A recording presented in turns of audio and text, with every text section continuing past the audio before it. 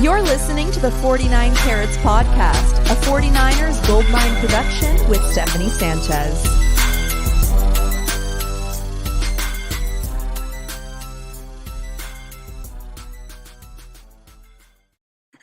What's going on, everyone? Welcome to another edition of the 49 Carats Podcast. I am your host, Steph.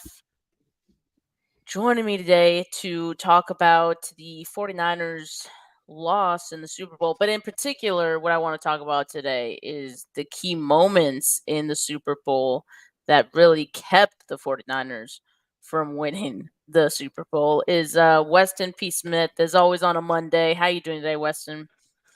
Surprisingly upbeat, while very, very, very, very, very, very sad when all is said and done, as I'm sure we're all feeling today. Yeah, I'm glad you're upbeat. And first, I just want to say, yesterday my post game was very emotional for me. I just want to say I appreciate the support of all the fans, all the live chat people who were supporting me and behind me in that. And I got a lot of encouraging messages this morning as well. I saw all of those, so thank you. I know I'm not in this alone, and honestly, that's part of what makes it easier, the fact that we can come up here and share these feelings with you guys. We're really all in this together. And so yeah, man, I'm gonna keep showing up for you guys like you guys have shown up for me all season. So with that, let's just get into it, man. Let's rip off this Band-Aid. Shall we? So yeah, man. So I want to talk about again the key moments in this game, because there were several, right? And that's what's crazy about this game to me, because I feel like a lot of us sometimes usually want to point to a specific play in a loss, or a specific, I don't know, one part of the team that really struggle, and you can blame it on that one thing. But this one felt like a real team loss. I think throughout the game there were several moments where it felt like there were some real big opportunities for the 49ers, and ultimately it didn't end up going their way. So that's why I want to highlight these. And for me, Weston, the first one comes in the first drive of the game. I mean, the 49ers start this game off, just moving the ball at will. I was actually really surprised. And even when Brock was throwing the football, he had time in the pocket. He was kept clean. He was just bouncing back there. It looked good. And CMC was getting some good yardage. But that drive ended with a fumble. And at the time, I thought, okay, this is bad, right? But at the same time, I was already like, okay, the game just started. And then the defense went and did what they did to start this game. And they were able to get the Chiefs to punt, right? Which is huge in that regard.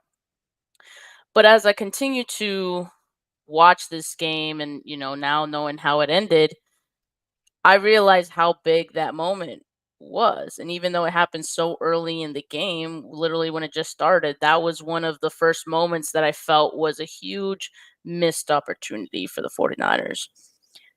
Because, like I said, they were moving the ball at will at that point. And after that, we were able to see the adjustments the Chiefs made to stop the run, to stop Christian McCaffrey. That first drive was their best chance, to put those points on the board and capitalize on what was a really strong first drive. So how'd you feel about that moment, and how it was a missed opportunity? Just one of the many emotional swings in this game, and this one was early.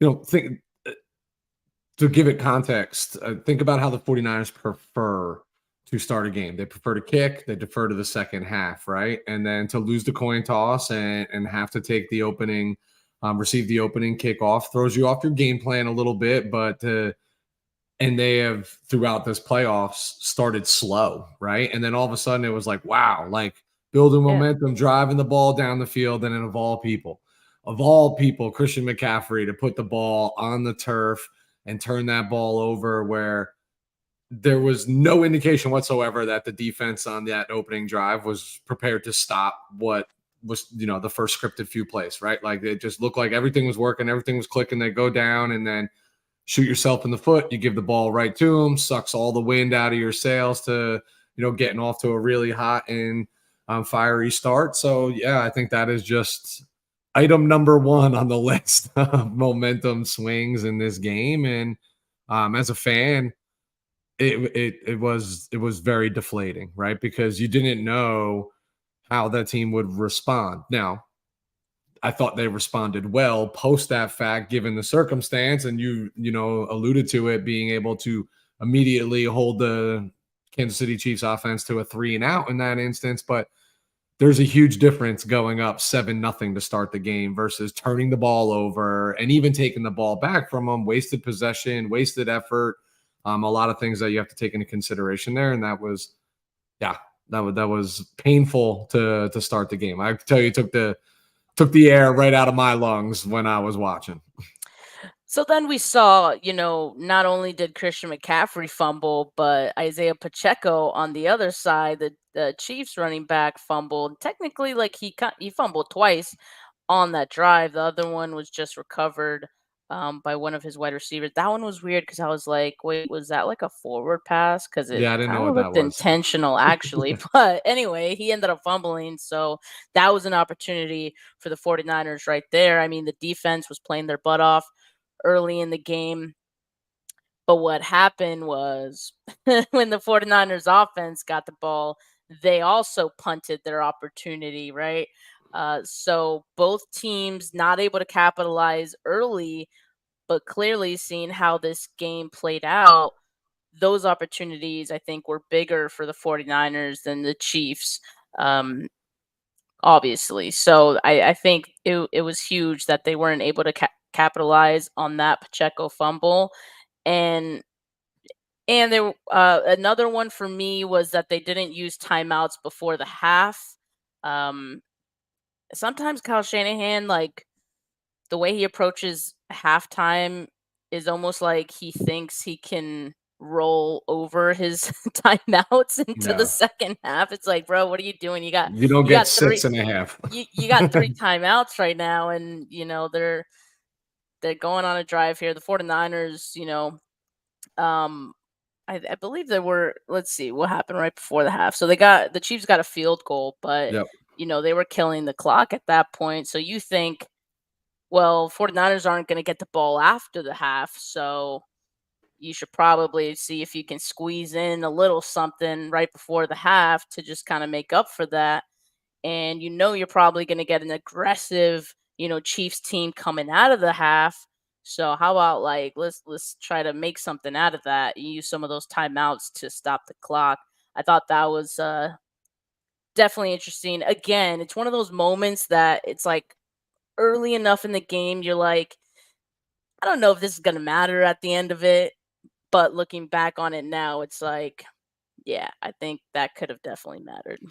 Yeah, I'm always perplexed by the clock management of this staff. I'm not as upset about it. I think a lot of what we're even going to talk about tonight is like has to be taken in with context, and some of the context is just game flow, right? Like on that 13 play drive where they ended up just kicking a field goal, there was like these third and manageables. And for me, it was just not stopping them on third down. Like it was 3rd and 2, 3rd and 4, 3rd and 5, right? And you sit there and you're like, if I call a timeout here, like am I playing into Andy Reid and Mahomes? Am I giving them another opportunity? Am I giving them more time to talk about this? Because they weren't burning their timeouts either, not until that last third down and put them in situation for the field goal. So, but it whether it's this game or any other game, like when they don't have the ball in that 4-minute offense with right before the half, I'm always like, are they talking to each other? Like, are Shanahan and Wilkes talking to each other in terms of like, when do we want to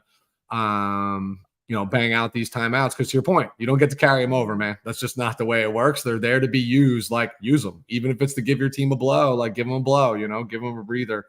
But on the grand scale of other events that took place in this game, you mentioned the Pacheco fumble. Football gods gifting it back, right? Like, he doesn't fumble a lot. McCaffrey hasn't fumbled a lot. Those are the things that I constantly say this, but it's like, because they're not just playing against Patrick Mahomes, but against Patrick Mahomes. Like, you of all players, you need to capitalize on turnovers. They have to equate to points. They can't, in the moment, felt really good about just turning them over and stopping their momentum, but then what was that followed by? What? A 3-and-out? 4 plays, right? So 4-play drive, they got the first down, and then that was it. And then they punt from there. Like, that's not going to be winning football in the Super Bowl against a top caliber team and an elite player in Patrick Mahomes. But that was the story all year, Steph. There just wasn't in the losses. You can bring up all our shows. In the losses, there was no capitalization off of turnovers because they turned those other teams over. That was the thing we've talked about. Mm-hmm. Just never really amounted to anything. And, obviously a very frustrating first half for the Chiefs, right? But at the same time, like, they're kind of used to that. Like, they've been there before too. The 49ers have been there with them before in the Super Bowl in 2019. So you think 49ers going into halftime, up by, I believe it was 10-3. 7. So it's 7 at halftime. But, that at one point it was 10. And you just imagine that they're going to fight back. It's going to happen, right? What are you going to do this time? Because you know it's coming. So what are you going to do to prevent it? What are you going to do to take it? They're talking all week about you got to take Super Bowls, right? And for this Chiefs team, like, it's really no different. So I was actually surprised to see the Chiefs come out after the half, because they got the ball back first. And it was kind of more of the same for them, right? Mahomes throws an interception. Shout out Jair Brown. That is big for him. Me and my cousin were just talking about this earlier. Like, it sucks. It's a loss, right? Because getting the interception in a Super Bowl, that's huge. To do that in your rookie season, no less, just the way that his rookie season has gone, that's crazy. So shout out Jair Brown.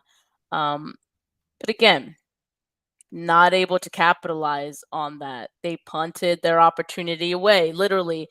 And the 49ers, I believe, started the second half with 3 straight punts. You can't do that.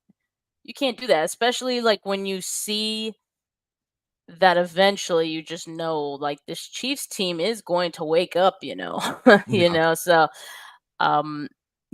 for that to happen right out of the gate at halftime, I felt like that was another opportunity for the 49ers to, really kind of try to run away with something there.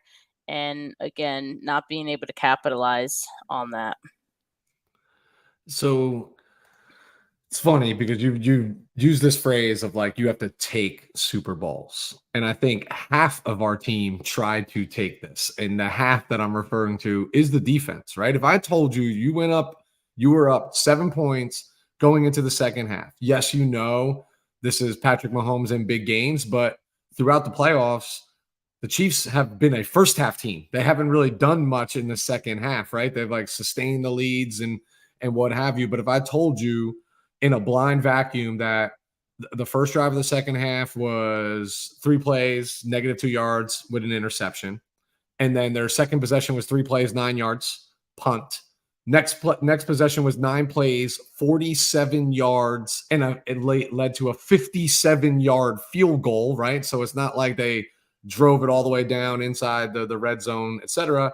And the next possession was 3 plays, 8 yards. You'd say, we won this freaking game, right? Yeah. So to me, the half of the team that was taken, it was the defense. Thought the defense played really good in this game. I just thought the offense just didn't complement them. And I'm not saying the offense played poorly, because I don't actually subscribe to that narrative either. there were just moments of shoot yourself in the foot. There were moments of not taking advantage of the situation. And honestly, Steph, for me, this entire outcome of this game comes down to one word: execution. Right. And I just don't think the execution was there. And that's what caused them to not take advantage. This is what we're talking about, right? Like the momentum swings, like they had opportunities to put this game away. They had opportunities to impose their will on this team. And I watched a game that I felt like the other team was just trying to like, nah, you guys win this one. No, you guys win this one. No, you win this game. Like that's what it felt like in the back and forth. Like nobody taking advantage of anything until the game was on the line. And in a couple minutes left in the fourth and into overtime. So it's really just a bizarre feeling sitting here because it feels very much like the 2019-2020 Super Bowl 4 years ago, whereas like you felt like they had every opportunity to put that game away too, but you poke the bear, you let them hang around, and look at the outcome. Look at the outcome. I mean, we knew, like, I think what the outcome would be. I mean, in hindsight, right? Like watching it live, I think I was like, you always have just that inkling of hope that it'll somehow work out, but at the same time, you're also like, ooh, they're flying really close to the sun here.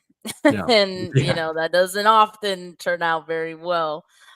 So yeah, I mean, definitely several key missed opportunities for me were big in this game, and I actually feel like the third quarter is where it all kind of accumulated and for the 49ers.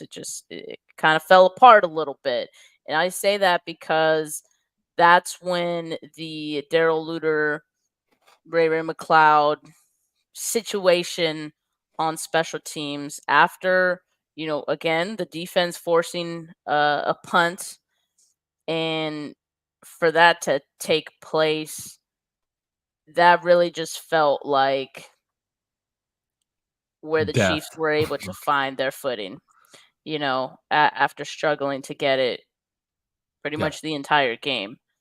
So all they needed was one opportunity. And once they were able to capitalize on it, them being the Chiefs, like they didn't really look back from that point on, and it was, I thought, just kind of hard to recover. It wasn't like an avalanche of sorts, like it was a slow burn after that. But to me, that's the single key moment in this game. I know we're talking about all of them. To me, that's the biggest.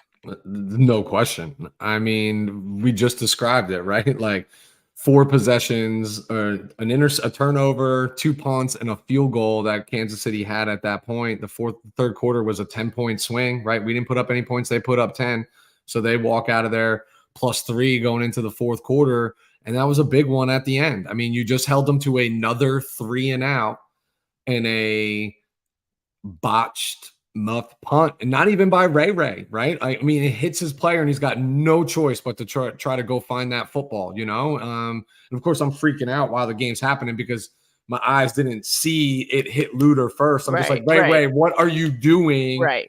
Like, Yep. I'm thinking Kyle Williams all over again, but I apologize because, like, Ray, that's not you. Like, you have to go find that football. It hit your guy. You saw it. Like, you got to do whatever. I would love for you to try to fall on it versus picking it up. But I understand in the heat of the moment, you're just trying to get your hands on it because you have to. So I'm not faulting Ray there, but that is the single biggest moment in the game without question, because that is a huge, again, 3 and out versus they get the ball on your 16-yard line and the momentum pendulum swings the entire opposite direction. And that's it. That for me, that was like, that's when I knew that this game, regardless of what happened and transpired over the remainder of the quarter in the fourth quarter, was like, nah, the football god said this is the Kansas City Chiefs Super Bowl. Yeah. And it wasn't just the one special teams, fallout that happened there. Also in the third quarter was the blocked extra point because, of course, after the muff and the fumble, the Chiefs got the ball back. Of course, right at the doorstep of a touchdown. Yep. Of course, they get the touchdown. The 49ers able to score after that drive. kind of like it woke them up. The 49ers to me are a little more like of a reactionary team, at least in the playoffs. Like that's what we've seen. So they saw the Chiefs score, like, oh, we better score here, and they did. But they got the extra point blocked. So watching that one live, Weston, like I didn't blame Jake Moody. I don't know if I don't know how much I blame him now. I think he was nails in this game as far as the field goals that he hit in the game. I mean, especially given just everything he had the ups and downs of his regular season, right? I thought it was big for him to kind of have those moments. But that blocked extra point, like, do you feel like that was Moody's fault? And how do you feel like that may have impacted this game? Definitely had an impact, right? Because that's a 4-point game versus a 3-point game. Now, let's be very clear about this. It could have also had a positive impact on this game and letting the 49ers, because if the Kansas City Chiefs are going down and they're playing for having to score a touchdown, this game never goes to overtime. You never get that chance if they score that touchdown when they need it. And let's just believe for a second that they needed it, right? At the end of the day, they're in a different mentality when that happens of like, all right, we need 3. Right, we need 3. Like that was the difference in separation there. But for me, hard to blame the kicker. I mean, I could sit here and probably say like, hey, he was trying to line drive, he was trying to get out. But at the end of the day, like, you have linemen in front of you and their job's supposed to block, and you're supposed to keep the defender out of the kicker's lane and keep their hands down. So how can I blame him when up until Harrison Butker kicked his 57-yard field goal, this rookie just kicked the longest field goal in Super Bowl history with 55 yards. He had 2 field goals of over 50 yards. Yeah. I look at what was the biggest question mark we had coming into this game based off of the playoff performance is like, please don't put this game in the hands of the rookie kicker who's had the shakes I can't blame him for the extra point. Can't. Because, dude is hit 250-plus yard field goals in the Super Bowl as a rookie. Like, come on now, and the kick was in line, right? Like, it just, defender got their hands up, defender make a play. They get paid to play too, It's tough, but it definitely had an impact in the game. Like, playing for 3 versus playing for 4, totally different mentality that the other team has to carry.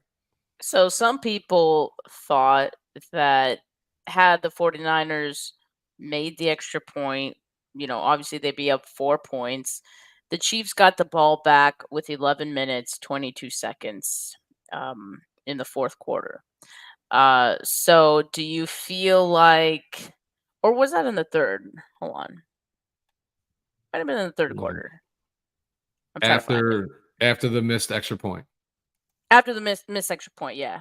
So in the... No, that was in the fourth. That was in the fourth. Okay, yeah. Wait. Yes. Yeah. Because they came down and that was a really long drive. It started in the third. Yep. Spilled into the fourth. Okay, sorry.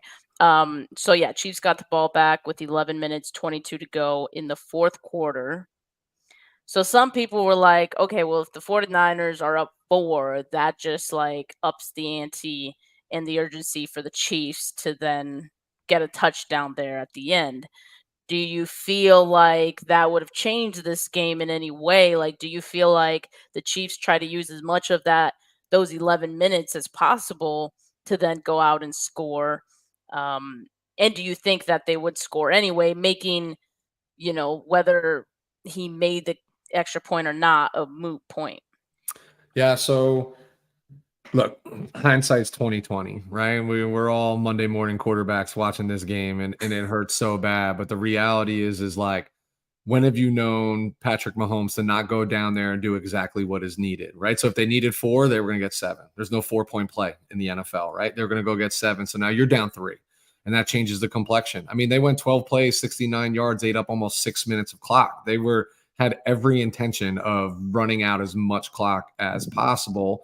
I think they were fine with their defense being on the field, if they were to score a touchdown there. I think, but that's when they get dangerous, right? That's when you might see them go for it on a 4th and 1, where if it's a 3-point game, you're like, all right, they'll kick the field goal and we'll get the ball back. Like Andy Reid's been doing this a long time. He's okay with tying it. He trusts his defense. He's seen nothing from our offense to signify that we're going to go down and put 7 up on them. I just think it changes the mentality, but I also think, Steph, at that point in the game, you're talking about almost 12 minutes left in the 4th quarter. Like, it's really hard to eat up 12 minutes of clock. Yeah, for sure.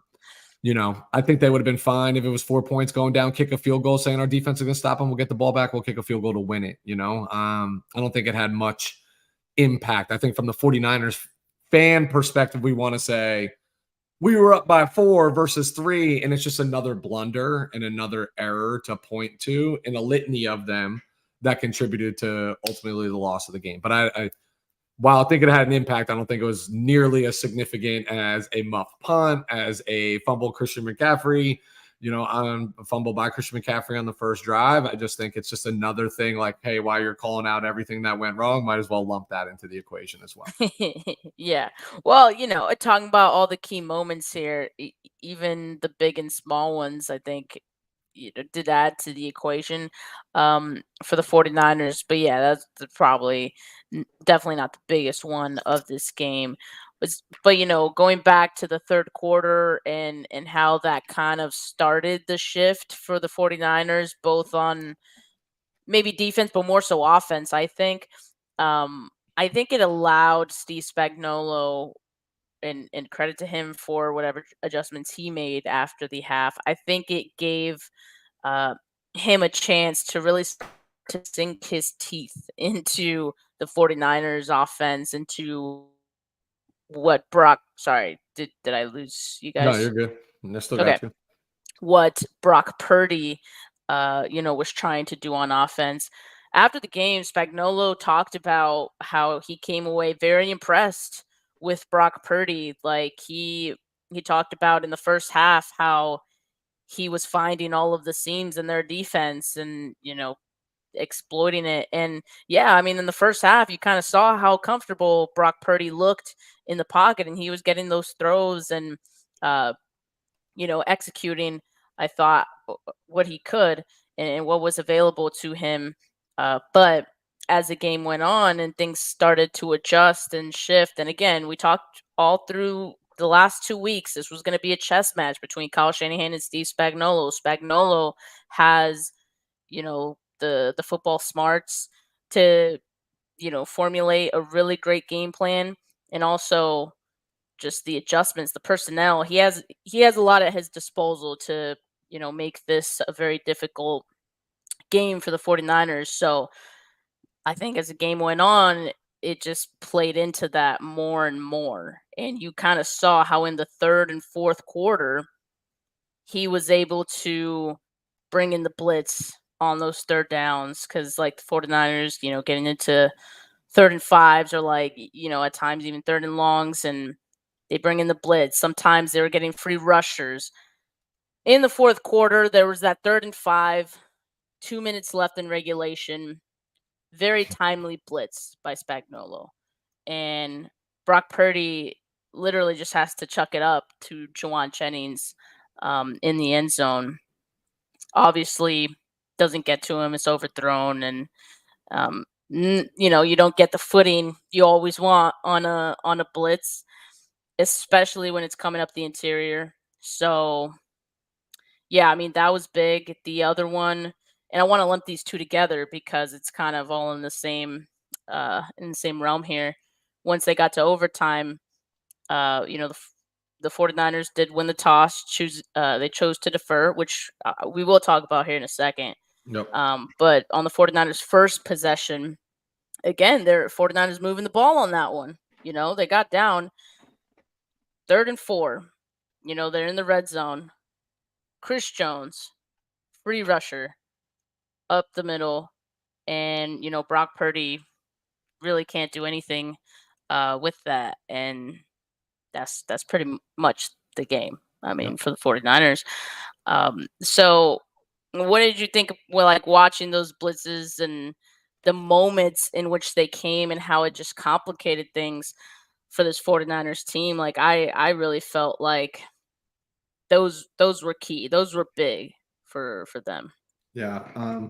Couple things to unpack from that, right? From the third quarter on, you mentioned, like, listen, Steve Spagnuolo is a heck of a defensive coordinator, right? And he's done tremendous things with this defense. And the most important thing he did in this game, outside of the 49ers first possession, is he took the run game away. He took the run game away. I know everybody wants to poo-poo Kyle and the play calling and everything, especially in the second half. You're gonna, you're gonna hear box score stats like they only ran the ball one time in 9 plays or blah blah blah blah blah. But they were playing behind the sticks every time. You know what I mean? Like, you had that first possession. Yes, they went to throw it on first down, catch them off guard. I got no problem with being aggressive there. Second down, all of a sudden, false start, 5 yards. Now you're back at 2nd and 15, right? So, like, now you're in throwing downs. Like, they know you're not going to run it there. And then on the next possession, the first play is a short to Jennings, and it goes for -8 yards. So now you're at 2nd and 18. You're not running the ball there.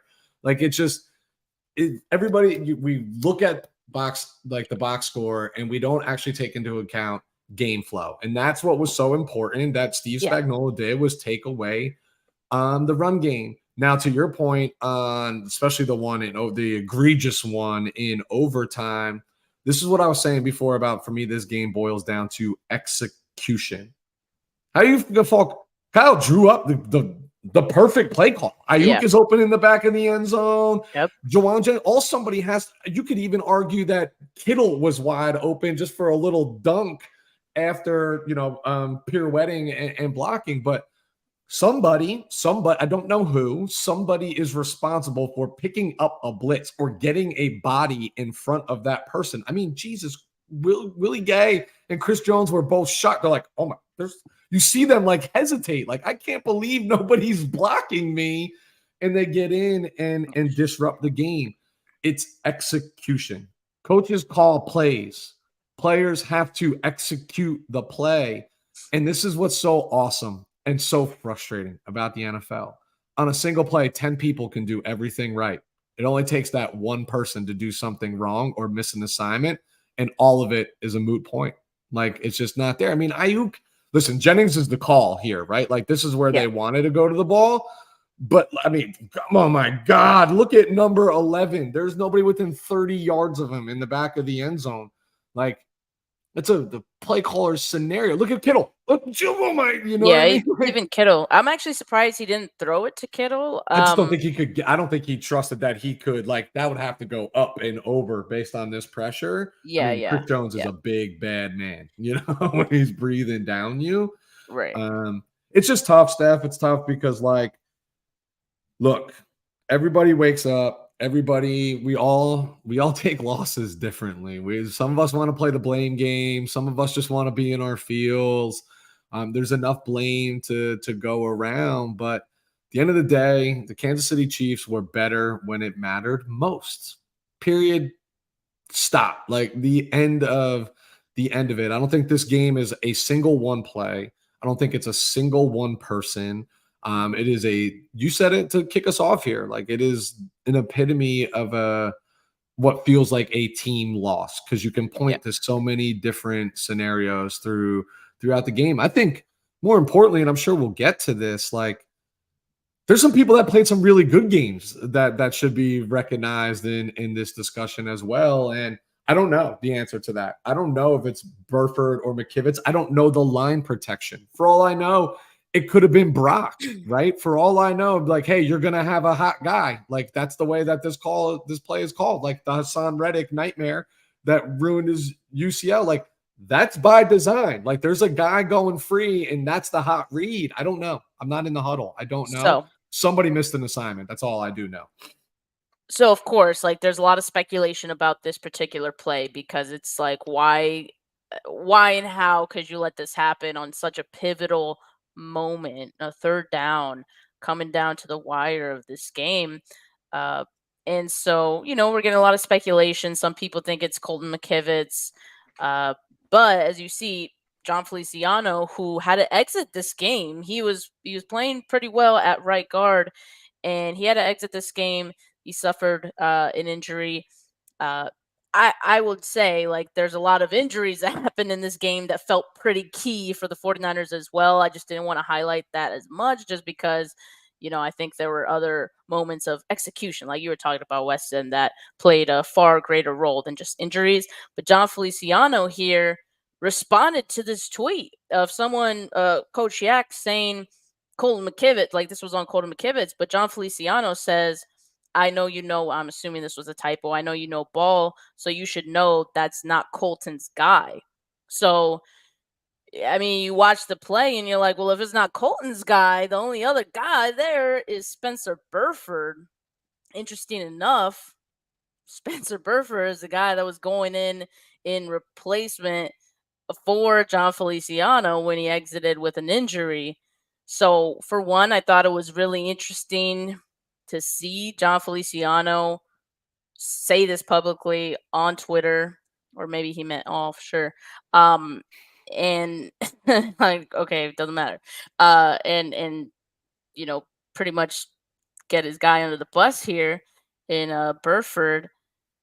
This is crazy. This is crazy, but I guess we have our answer. I mean, it seems like it was Spencer Burford who had that assignment, and whiffed on that one. So that answers that question. But really quickly, Weston, I mean, to go back to the overtime decision, because that's another one that people have been talking about, right? 49ers won the toss. They chose not to divert. They chose to, get the ball first.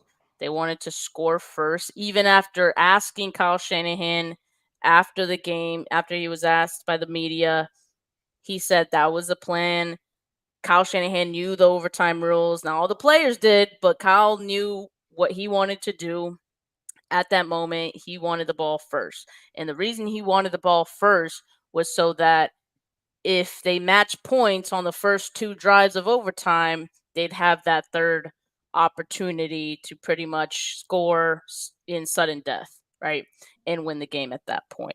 Well, as we know, that's not how the game ended up going down for the 49ers. The 49ers didn't score, and they just got a field goal. That gave the Chiefs the chance to put the game away with their, the second drive of overtime. So what did you think about that decision and how much it impacted, this game? Again, hindsight's always perfect vision 2020, right? Knowing the outcome, I'd probably rather had the ball second, but I honestly don't have a problem with it because new overtime rules or not, the goal is always go down and score touchdowns, period, point blank, right? Like, again, the Chiefs can sit there and say, well, I would, we were going to go for two. We talked about it. Yeah, you can say that after the fact. Were you going to go for two if you had the ball first and scored a touchdown? Or, like if you just needed to tie the game up and get another possession going? I don't know. I don't know, but I don't have a problem with the give me the ball, let's go. I mean, there's so many things that go into this equation. Like, I mean, defense played a lot of snaps. Do you want them to rest for overtime? That's another full quarter of football. You know what I mean? Or 10-minute quarter of football. I don't think it bared much in the outcome of who had it first, who didn't. The reality is the 49ers went down, they kicked the field goal. Chiefs came back and scored a touchdown. Like simple math. If I'm questioning anything, I think if you had that aggressive mentality of that you want the football in overtime, I'd like to have seen you go for it on fourth down there. If the touchdown was the end result, maybe that's my qualm with the decision is I know it's overtime. I know it's points, but I also know it's Super Bowl. And I know that you can't feel good about your chances against Patrick Mahomes and an Andy Reid team in overtime in a Super Bowl. Like if the touchdown's the goal, like I want to see you be aggressive there. I'd rather go for it on fourth. I can stomach walking away with 0 points versus 3 points because I know they're going to come down the field and get points, period. Yeah, I mean, it's one of those things that no matter what happens, if you're on the losing end, like someone's going to criticize that decision no matter what. So, yeah, I mean, definitely. I mean, look, the Chiefs, a couple of Chiefs players, including Patrick Mahomes himself, said if the 49ers scored a touchdown, we would have went for 2 points on our drive. And I mean, I don't know. Some people were like, well, the defense would have played them differently if they knew that, the Chiefs were going to be going for a touchdown. You should assume, first of all, that the opposing team is always going to try to go for the win. So that should be the way you defend it every time. I mean, you're playing the Super Bowl here. Yeah. So, yeah, I don't know um, how much of a difference it would have made, I guess, if the 49ers did end up scoring a touchdown on their opening overtime drive. But to me, with all the things we discussed already, there were so many opportunities before then in regulation Yeah. that, it didn't even have to get to that point, right? So to me, the overtime thing, it's just the most recent thing that happened that we can fixate on, but it's not the reason the 49ers ended up losing this game alone. No, this is the dangerous part about like the way the season comes to an end, because now there is no next week, right? This isn't week 8 where you get to make right on something that went wrong in this game. And we're going to sit here, Steph, and you and I are going to do this a lot for the next 6-7 months, the what if game. And you can't help it. That's part of like covering a team and talking about what's going on. There are 35 what if scenarios in this Super Bowl. And Yeah. this is just one of them. What if they kicked it off and gave the Chiefs the ball first versus taking it in overtime? What if Darrell Luter, heard Ray McLeod saying Peter Poison, whichever term they used to get away, and got away from the ball? What it's that's what makes it hurt, because you can plug in that scenario and then have it change the outcome of the game. But the reality is like there is no what if. Like, There definitely isn't just one what if. Like yeah. I don't know if that's why it hurts a little bit more, or it's because like, oh, it's the second time doing this Yeah. and we still got the same results. But Weston, earlier you talked about, some of the guys who played outstanding games in this one. And, generally this Monday show is usually our 49K player of the week show. I mean, to me, it doesn't feel right to give anyone an award in a loss of this magnitude.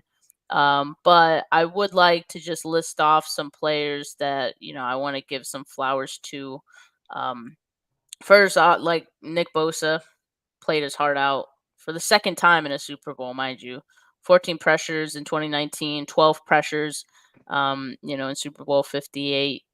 So he put it all out there, and that's what people were asking him of all season, and he did it. So for me, it sucks for the guys who laid it all out.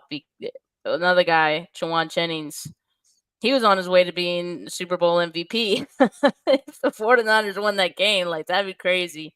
But yeah, man, he was another guy that he really put it all out there. He was the 49ers best player that day, Yeah. So those guys, I definitely want to give flowers to. There's others too, but Weston, I want to give you a chance to name a couple guys.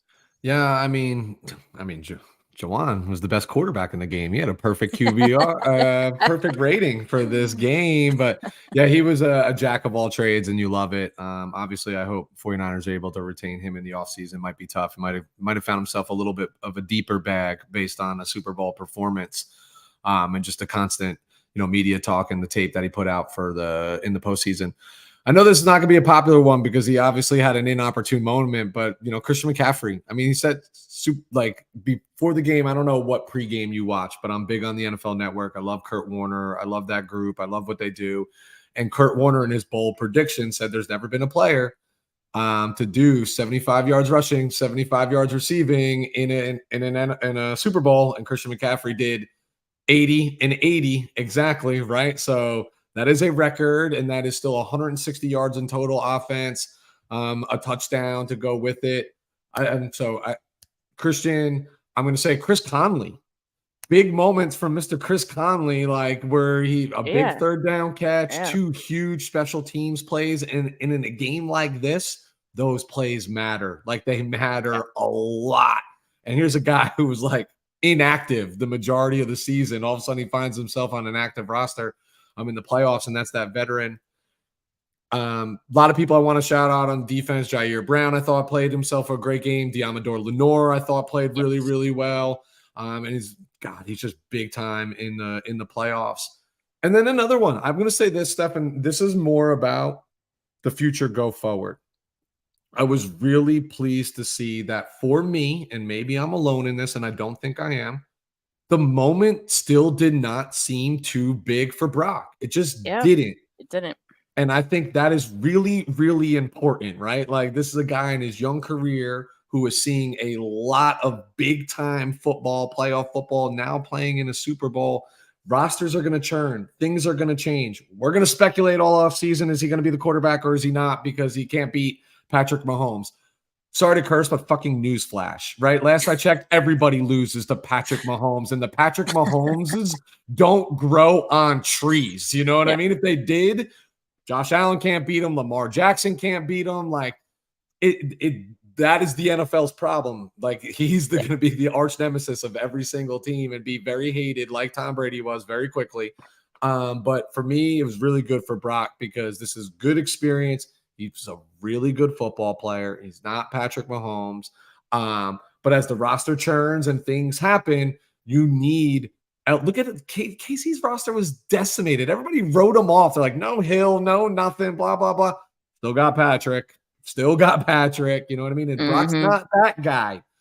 Right. But if you can be a really good quarterback, that should elevate around him. And I was just really pleased to see that there was never a moment in time to me where he just looked like a deer in headlights. I agree. And I think that's a big thing.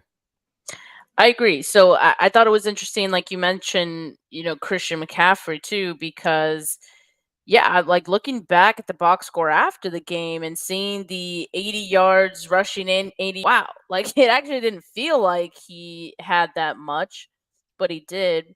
One, that kind of helps dispel this narrative of Kyle abandoning the run. He carried the ball 22 times. And two, I think to go along with what you said about Brock Purdy is like, those guys didn't have sexy games, right? Like it didn't look sexy, but they did what they needed to do. So yeah, I mean, definitely got to appreciate that. Also want to give flowers to Fred Warner. I think he did a tremendous job, guarding Jason Kelce, Travis Kelce in this game, especially in the first quarter. That was huge. He was virtually shut out. I mean, in the first quarter, first half. Sorry. And I thought that was big. Greenlaw, like when he was in there, was huge in this game. And I'm devastated for him as well.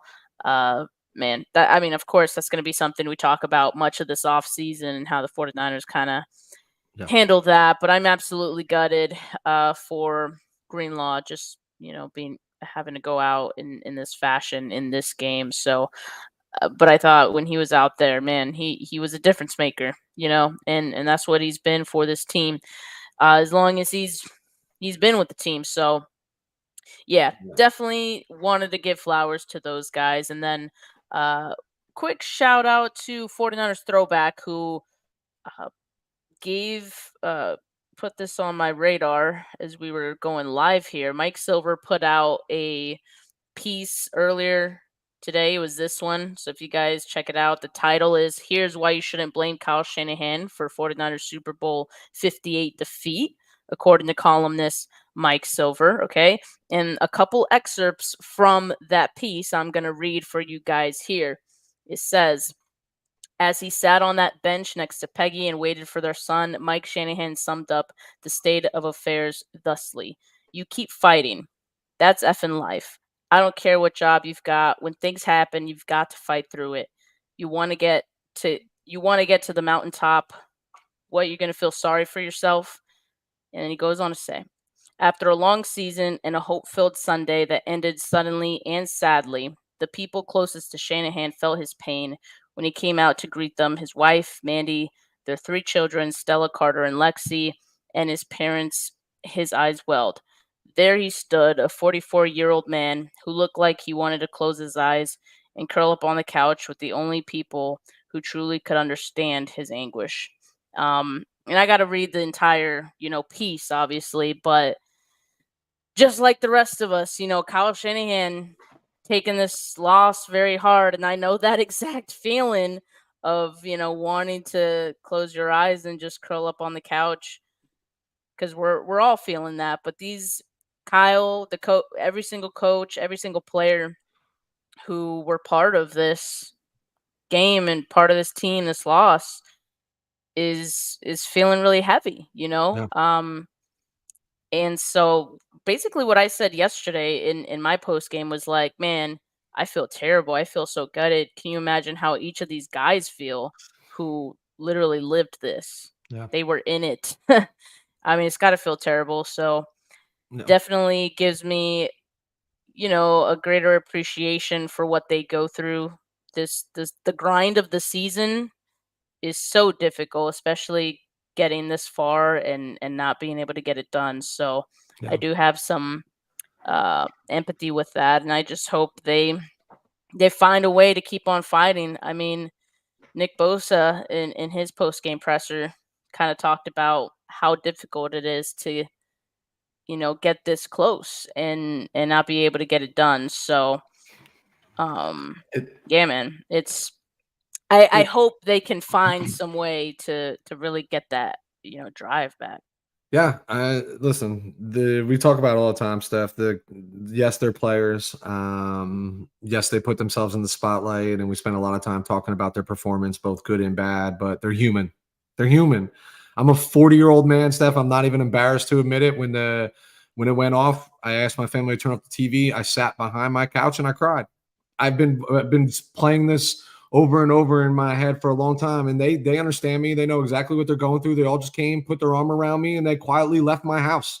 You know what I mean? And I had to call them this morning to say, guys, I'm sorry, but like it's an emotional game. It's. But here's the thing, and this is like, if I can just convey one thing, is this is our last time doing 49K player for the 2023 into the 2024 season. I really hope we can continue this stuff. I've had so much fun, and I look forward to partnering in the off season around stuff. And ad nauseum, we're going to talk about like what this team needs to do to piece it back together, avoid Super Bowl hangover, all that fun stuff. We'll talk about it. That being said, like this, like the narrative around fire Kyle, like guys, just please stop. Look, like please stop. Okay. If you want to bring that up, tell me who you're going to replace him with, please.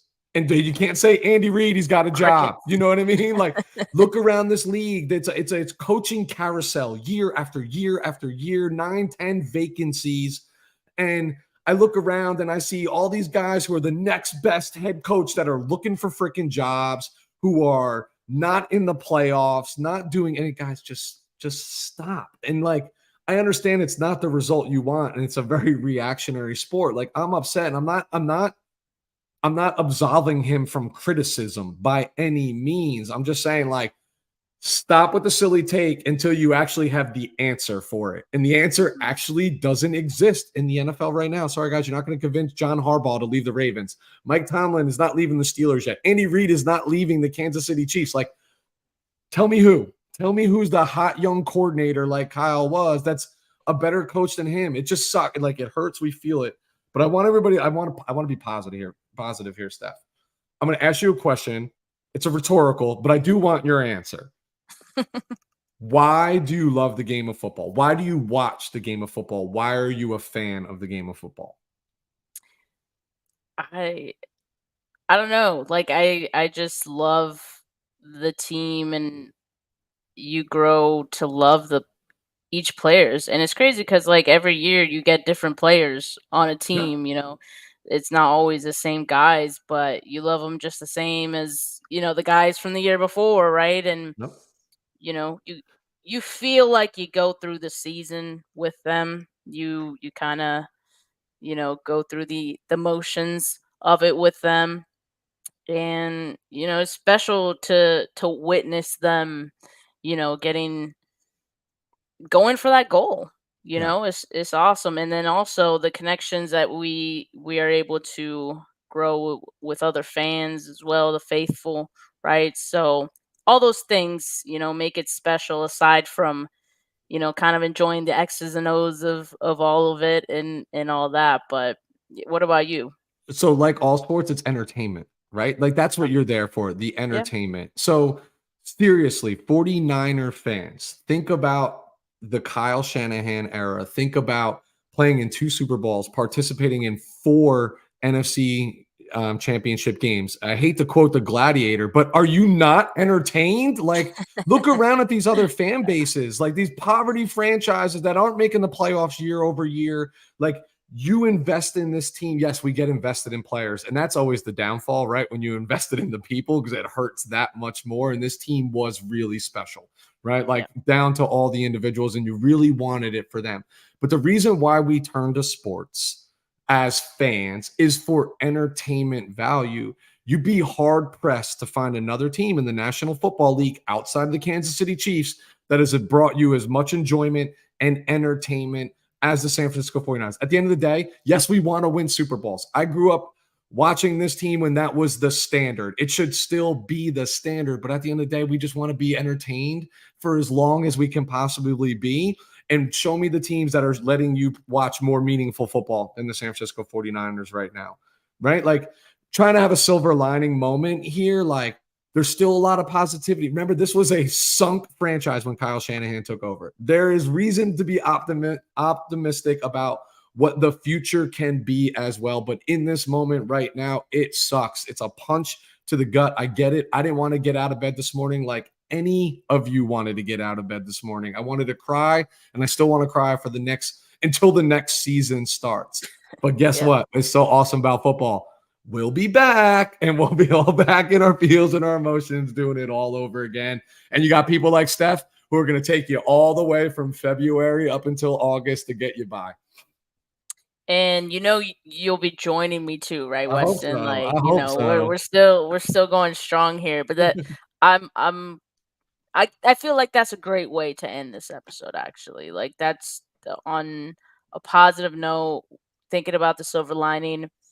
Because at the end of the day, that's kind of what this episode of 49K Player of the Week, how we've done it all season, right? So let's end it on that. And I want to just say thank you to everyone who's been tuning in. It is so difficult, I understand, to consume this content after a loss. If anything, I hope that it brings you guys solace that we're all kind of going through it together. Kind of like I said at the beginning of the show, we're going through it together. We're going to be here for you. You guys have been here for us. So I appreciate that. All right. And make sure you guys like this video. Make sure you subscribe to the channel if you have not yet. Not just mine, but Weston's as well. All right. We got a lot of great content. We're going to keep it coming in the off season. All right. It's officially off season. And yes, it's officially draft season. I cook in the draft season. All right. So I'm going to bring that content for you guys like I always do. Keep it locked. I know a lot of you were like, I gotta unsubscribe. I gotta unfollow all these 49er accounts because it's like it's too much. I get it. I get it. All right. But we're always gonna be here no matter what. So just know that and appreciate you guys. But for now, have a good rest of your Monday, folks. Peace.